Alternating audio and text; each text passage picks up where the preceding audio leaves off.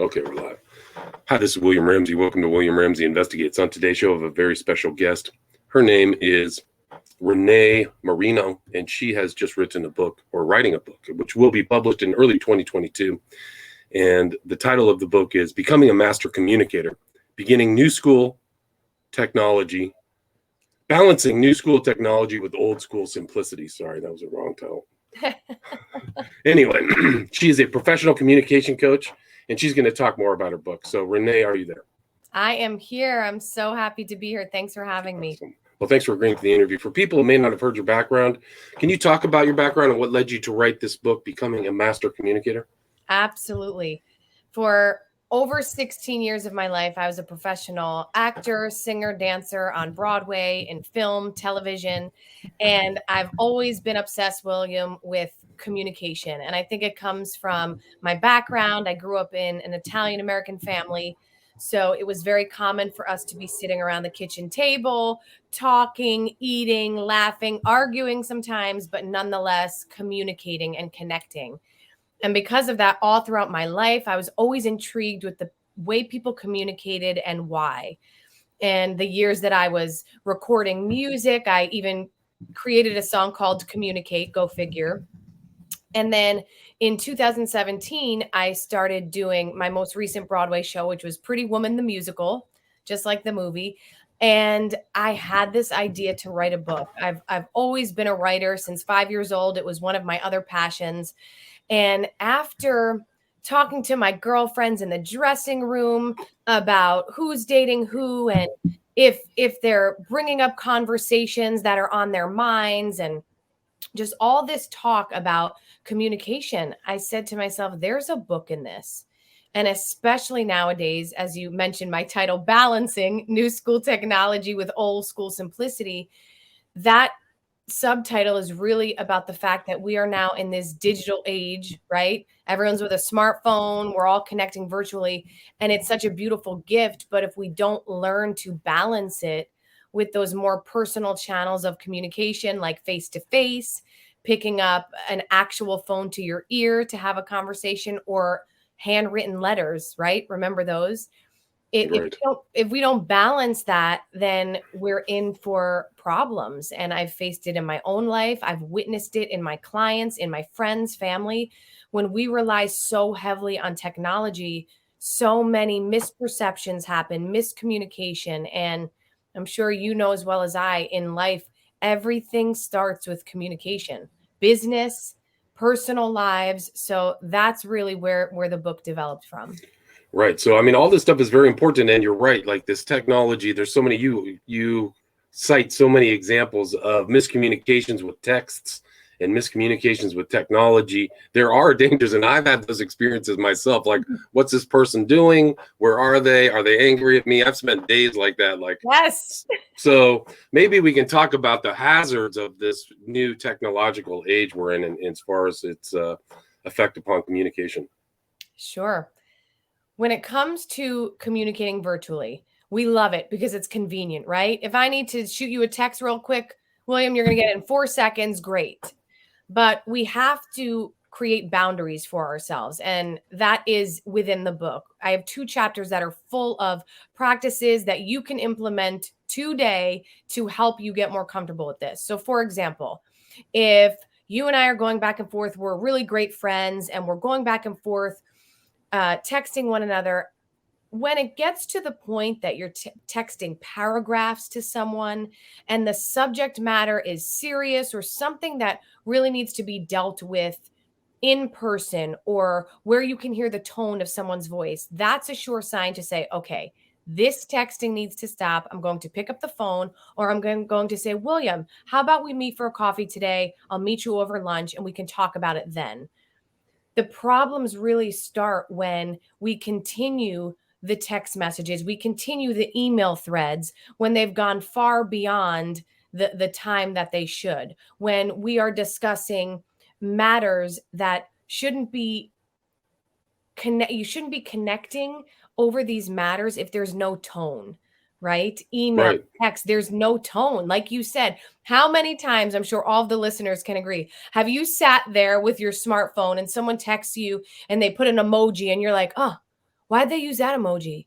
Like, what's that about? Are they upset with me? Maybe it's because I said this, And 2 hours goes by and you have wasted time, energy on what an emoji meant. In the book, I call this the 3-act play, which is the drama that we put ourselves through, the rumination that we put our minds through in asking ourselves, what could it be and why, instead of having that direct communication and just saying, hey, William, when you text me that emoji, what do you mean by that? More Right. often than not, the response is usually, oh, I was kidding around, or I don't know, didn't even realize I put it there. And then you realize, oh my goodness, I've wasted hours of my life. I've wasted so much energy. I could have written another book. And here I was stressing out about something that didn't even matter. Right. And I mean, that's so important. The effective communication is so important because face-to-face personal communication, you also get nonverbal clues that you cannot get through the modern technology. So like that's a significant proportion element of these communications in any circumstance, family, loved one, business relationship, anything like that, being face-to-face. So I think you make great points about getting off of these like text and emails and things like that.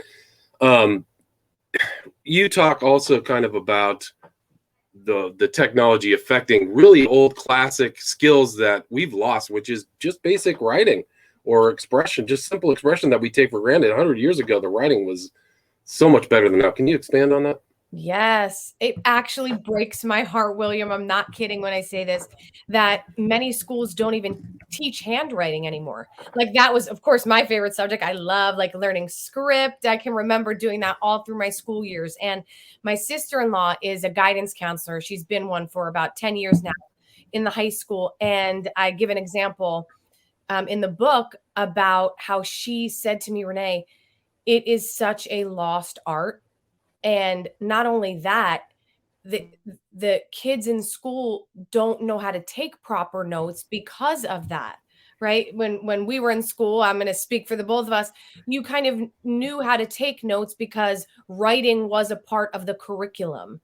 But now, not only is it not part of the curriculum, but with smartphones and the notifications going off and the distraction, it pulls the kids right out of what they were even trying to take notes on. And my sister-in-law has said this is such a problem.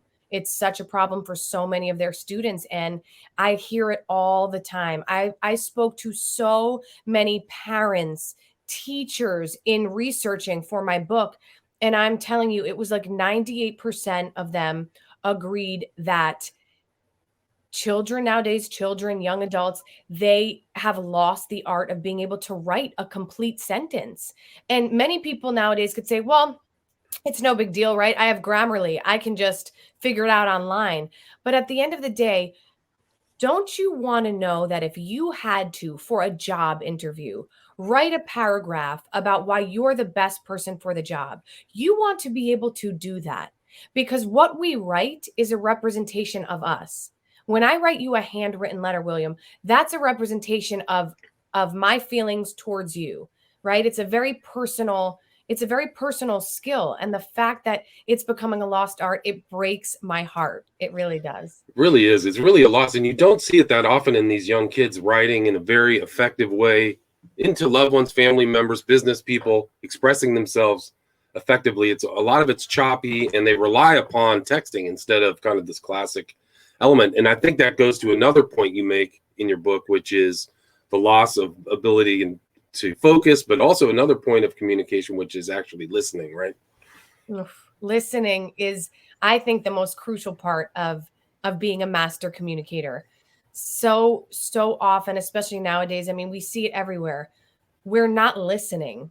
And Stephen, Kobe. yep, absolutely. He talks about how so often we listen with the intent to reply and not the intent to understand.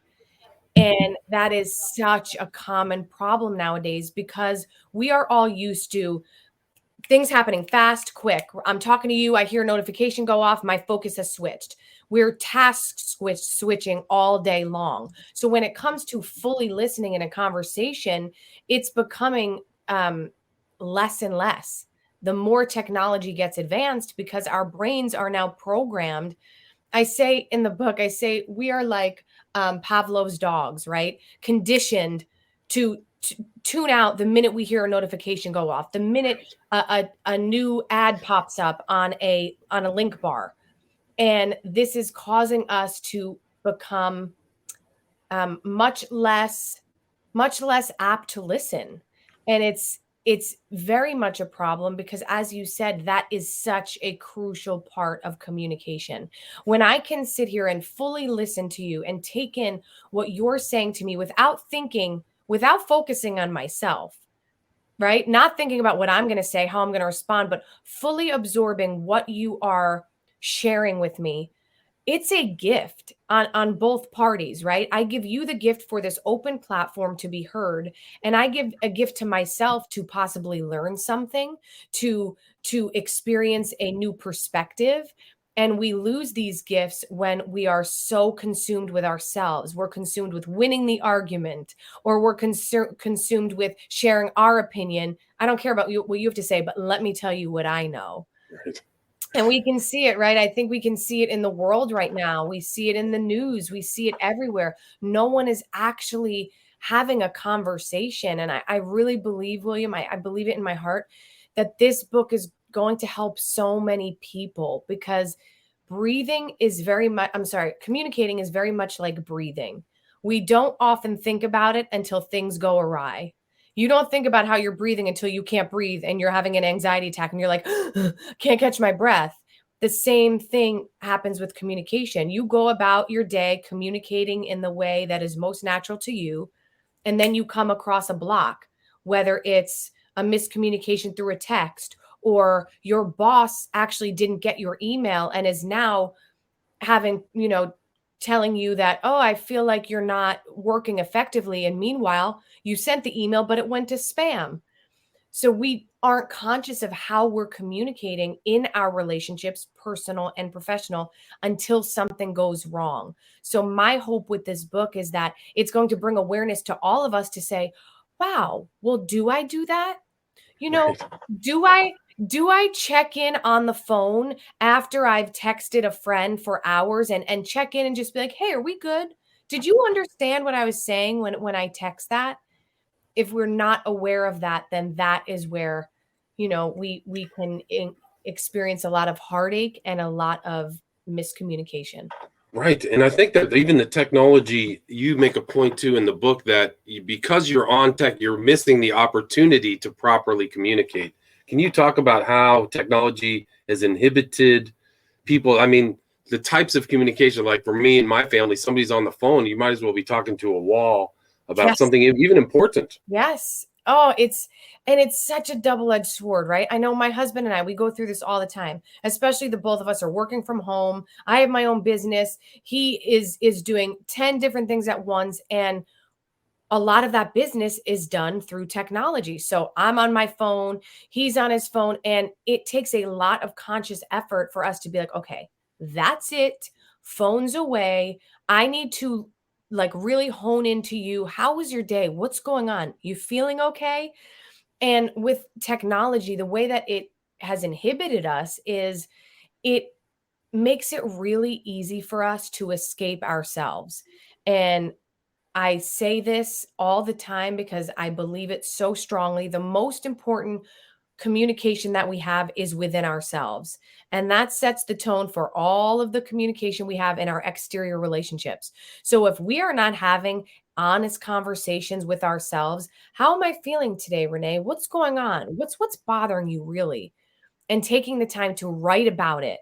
Simply asking the question, how am I feeling? And then writing about it first thing in the morning can set your day off on such a positive way, because you've now checked in with yourself first.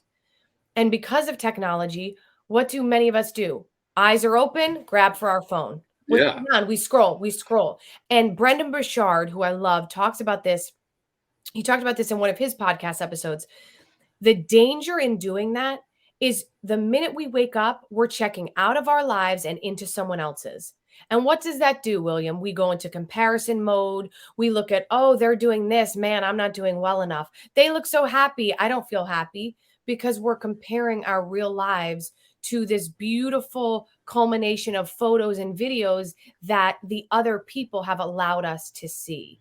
Right. That sometimes aren't even a real disposition or depiction of their life either, too. So that's a whole nother thing. Like, that's a false element of high-tech communication too. It's like some of these Instagram models and stuff like that, these lifestyle people, they're not even living that real life. For sure. Oh my goodness, it's so true. And it's so ironic because we have to remember, I think it's so important for us to remember, because so many people, I mean, the depression rate has elevated through all of this because, again, people are comparing themselves to what they think is real. And we have to remember, and I hope all the listeners remember this, no one's taking pictures or videos of when they have just argued with their husband or their wife, or when they're in their room crying by themselves because they feel lonely and they feel confused.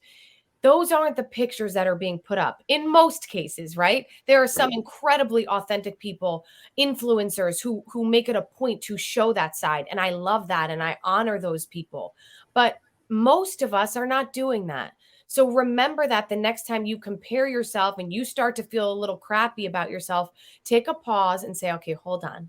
I'm going to remember what Renee said. This is not all as it seems. Right. And I mean, I think that's really important to see, like, this new school technology is distorting reality, whereas the old school simplicity is all emphasizing what's really important: family, loved ones, relationships, communication, authenticity. And I think you make that point. Like, I've seen you talk about going and eating 3-hour meals in Italy. I've seen really sad things where going out to dinner and everybody's got a phone or an iPad. And it just breaks your, like, I'm like, oh man, this is terrible. This is really horrible. Maybe you can talk about some of the old school simplicity things that we may have forgotten in the high tech world. Yes, I want to first say this, William, because you just brought up a point that is so significant for me. This was one of, I will never forget this day. This was one of the driving forces for me to write this book with this topic, because communication can be so broad, right? Communication, what kind of communication? But for me, it was so important to hone it in to this balance of new school with old school. I was out to dinner one day with a dear friend of mine, and the two of us are catching up, having a great conversation. And next to us, it's a family of 5. It was two, parents, husband and wife, a teenager, and then 2 young children. And I kid you not, the entire meal, no one spoke. Each of them had their heads down in a digital device.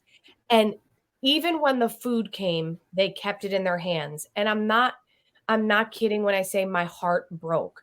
Because again, going back to my roots, what I'm used to, when you sit down at the table, that's when you communicate the most. You're talking, you're checking in with each other.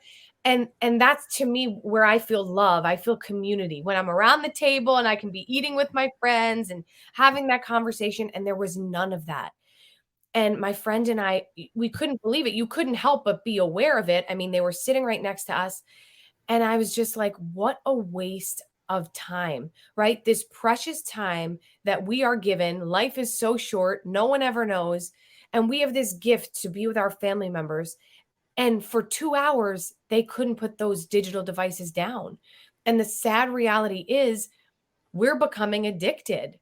We're addicted to picking up our phones, even when we're totally unconscious. I've done it. This is why I can write about it. For 4 seconds, nothing's going on, and I pick up my phone and I'm thinking, Renee, what are you doing? So seeing this family was really what propelled me to write this book. But going back to what you asked about, what old school simplicity qualities are we missing that we can still adopt? Number one is having the phone put away. Studies show that even just having a phone out, like your cell phone out on the table, if you and I are out to lunch, proves to be a distraction, even if you're not touching the phone. It proves to be a distraction to the other person because you're aware of it, right? It's there. We know that at any second, an alarm could go off, someone could be texting you, and it changes the fullness of the conversation. So I would say, first and foremost, having our phones put away. When we know we're going to be meeting with a friend, a family member, take that time, put the phone away. also this element of slowing down, right? Our nervous systems have sped up. And as you just mentioned in the book, I talk about when my husband and I took our beautiful vacation to Italy, I felt it. Like I literally felt a complete shift just from having my phone away, only out when I took a picture and then put it away, and sitting eating meals amongst the Italians who are so leisurely in how they eat. They take their time. There's no rush for the bill. And I felt like my days were tripled. The time of my days was tripled. And then I come back to the States, I go back to my regular life, and I'm thinking, I'm on my computer all day, I'm on my phone, I'm here, I'm there. And at the end of the day, I always find myself saying, where did the day go? What how, how did this day already pass us? And it's because it feels like technology causes us to press the fast forward button on our lives. Yeah, I agree with that. But also, it also is that communication that you're using on technology as meaningful as these other forms of communication. So you may spend, I mean, at least in my situation, I'm on the computer all the time. More important things are talking about children, why, things like wife and doing that. And you share that story of this 80-year-old lady who remembers growing up with her family, Yeah. and their time is nothing like what it is today. No distractions, not even a TV. Dad's playing music, kids are Yep. dancing, and it just kind of like juxtaposed with our current day, like we've gone down a road. I don't think it's that great. I mean, this whole technology, and I mean, I yeah, like know. It's such I know, William. I was just speaking to someone else about this, and uh, they were talking about how virtual reality and mixed reality that's coming, right? It's already here. And just recently, I was with one of my little cousins, 9 years old, and he had me put on these virtual glasses. I don't know. Oculus or whatever was an Yeah, Oculus. yeah, that thing. And I'm not kidding you. It freaked me out so much. It was absolutely incredible. But here I am in a living room, and then I put on these glasses, and I'm in like Egypt, and I am in Egypt. Like I am there. I'm feeling it. I can see everything. And I was like, oh my goodness. People are not going to want to be in reality, because if the virtual reality is so much better, then what happens to that human connection? Right, it's gone. It's Like you're in a gone. matrix, like a permanent matrix. It's a disaster. It's Yes. a disaster for humanity. And I think that's like a a subtext of your book is like we've got to get away from this technology and get back to the human things, writing, communicating, talking. Like we've lost even just to sit down and meal. So many families don't even sit down and communicate over dinner, which used to be very much of a tradition that I don't even know if it is anymore. People Yeah. get fast food or don't even cook a meal. So that level of communication and interrelation is so important. It's so important. And here's the truth. We if we want to keep up with the times, we need to keep up with the times, right? It's like I have a friend of mine. She's amazing. I don't know how she does it, but she's not on Facebook. She's not on Instagram. And let me tell you something. She's very happy.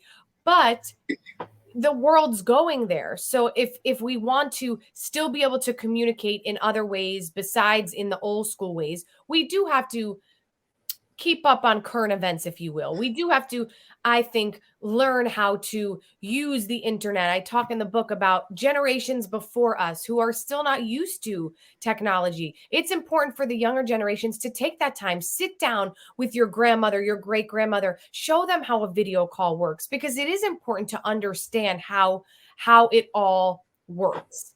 But at the same time, I keep going back to the balance. Right. It's the balance. It's not all one or all the other. It's balance, because I want to be just as good communicating with you in a room, William, as I am behind this screen. I do. That's the goal. And that's actually what I teach, right? I have a connecting on camera course where I help people to bring their real selves to video. So that way, when they're speaking on camera, it's just like if they're speaking to someone in person. But if we don't understand how to really gauge both of these worlds, then we're in trouble, because if we're either left behind because we're not involving ourselves in technology at all, or we're getting lost in the technology and we're allowing that technology to control us and to almost be the puppeteer with us as the puppet. Right. No, that's really important. And some of that's designed that way. You talk about Pavlov. I know people whose phone dings like, 10 times, every hour. Ding, ding, ding. It's almost just like a bell or something at a circus or something where they just are all over their phone. I don't know how they do it. So, I mean, that's called the technology ruling over you. But it's also like, I think the technology can become, you talk about it becoming, you can have a fake self or a mask. So if you as a communicator are encouraging people to be authentic, they have to also watch out for being inauthentic online. Would you agree with that? Yes. And one of my favorite sections in the book is where I talk about what I call keyboard confidence. And keyboard confidence is that confidence that you have when you are behind a screen and using that keyboard. But the trick is to be a master communicator, right? And that's the theme of this book, to help us all become master communicators, which is very possible to do. If we want to become master communicators, we have to have the same confidence we have behind a screen and on a keyboard that we do in person. And where I see the disconnect is people that I know on a very deep level. I will sometimes see a social media post of theirs and I have to look twice because I'm like, who wrote that? And what have they done with my friend? Because I know they would never, ever say that to someone in person. And a practice, which I share in the book, but I want to give to you all now, is the way to help this is to say to yourself, before you're going to post something on social media, ask yourself, would I have the confidence to say this same thing in person? If the answer is no, great. Have a cathartic writing session, write it in your journal, put it away, and then just write the post how you would be comfortable saying it in person. Because then you never have to worry about inauthenticity, someone walking up to you and saying, "Oh, I saw that social media post. Let's talk about it." And then you're like, "Oh," right? Not that that may never happen, but the point is, if you want to live your life the way I love to live my life, as an honest, authentic human being, you want to be the same person online that you are when someone meets you outside in your neighborhood, that you are when you're speaking on stages, that you are when you're sitting in a virtual meeting. It needs to all be the same person. And often in this day and age, what I'm seeing is a separation of identity, if you will. Yeah, for sure. No, I totally agree with that. And some people are a little different online than they would be in real life. Insults, things that could come back and haunt you, posts from a long time ago. So people really need, I mean, that's definitely not being a master communicator. If you say something online that lasts forever. Yes. So you got to really be careful. What else, what other themes would you like to cover in your book? Oh, there are just so many themes. As I said before, the first and foremost, actually, my first chapter is about discovering your communication home. Because again, starting with yourself is the way to develop into that master communicator. And you have to know why you are most comfortable communicating in the way you do. I have a list that you can choose from that helps you to really identify what kind of communicator am I. I'll use myself as an example. You already know I come from this loud Italian American family. So where I'm most comfortable communicating is direct verbal interaction. Again, I love texting and emailing just as much as the next person. But when push comes to shove, I am making an appointment to see you in person as fast as you can text the word hi.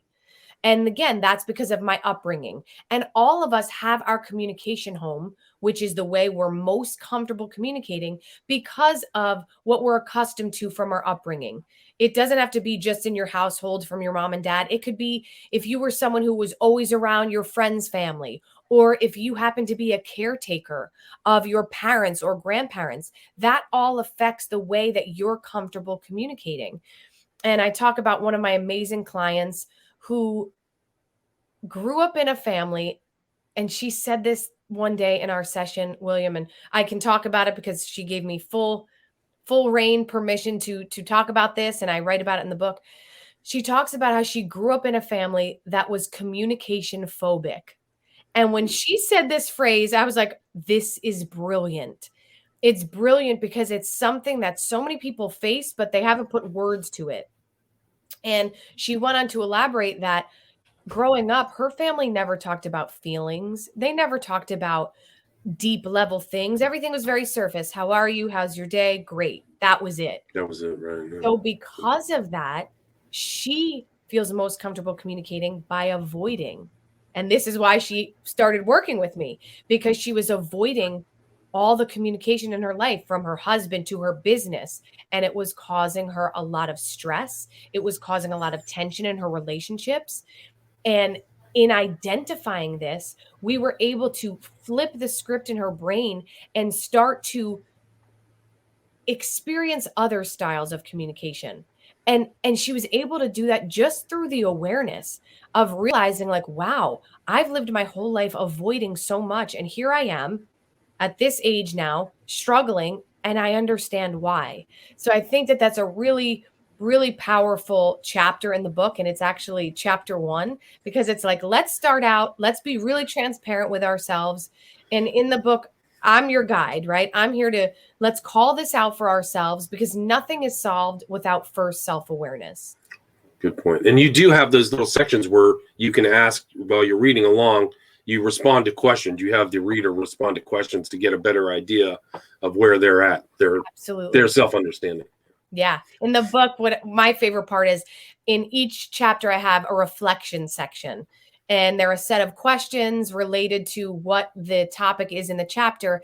And it gives the reader a chance to fully absorb what was just read. I love reading. So for me, I love this.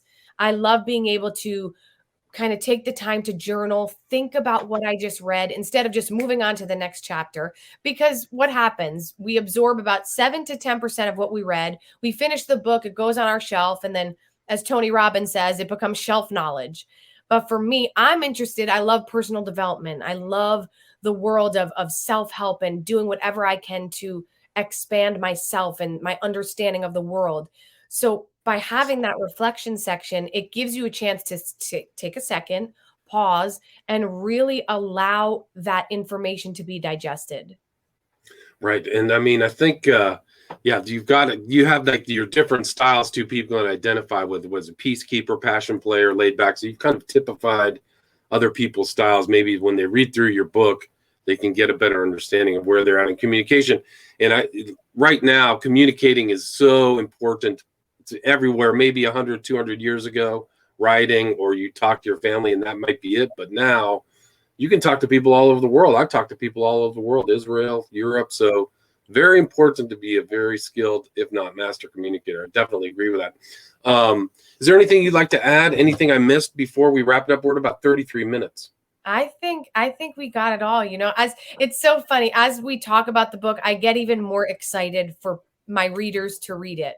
Like, I'm just so excited, William, because I put my heart and soul in this book, but I also know that, as you just said, this is such a vital topic for us now. We need this now, because technology is only advancing. If we don't get a grip on how we want to show up in our lives, how we want to show up in our interaction with one another, then we can so easily get pulled away, right? We can become the most distracted creatures in the world if we don't take a second to ground ourselves and figure out what we want and how we want to connect in our personal relationships and our professional ones.